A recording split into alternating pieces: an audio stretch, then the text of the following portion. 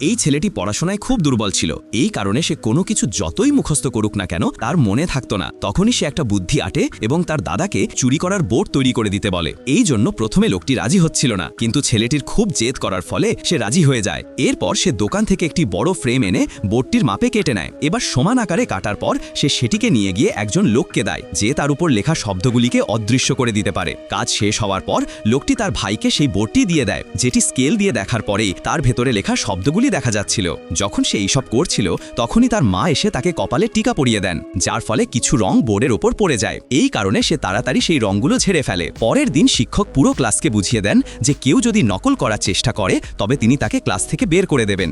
এবার পরীক্ষা শুরু হয় এবং ছেলেটি ধীরে ধীরে নকল করা শুরু করে দেয়, কিন্তু শিক্ষকের তাকে দেখে কিছু সন্দেহ হয়। এই কারণে তিনি তার কাছে গিয়ে তার সম্পূর্ণভাবে তল্লাশি নেন, কিন্তু শিক্ষক তার কাছে কিছুই খুঁজে পান না। এই কারণে ছেলেটি পরীক্ষা দিতে বসে যায় এবং এবার সে অনায়াসে সমস্ত প্রশ্নের উত্তর সহজে লিখে ফেলে।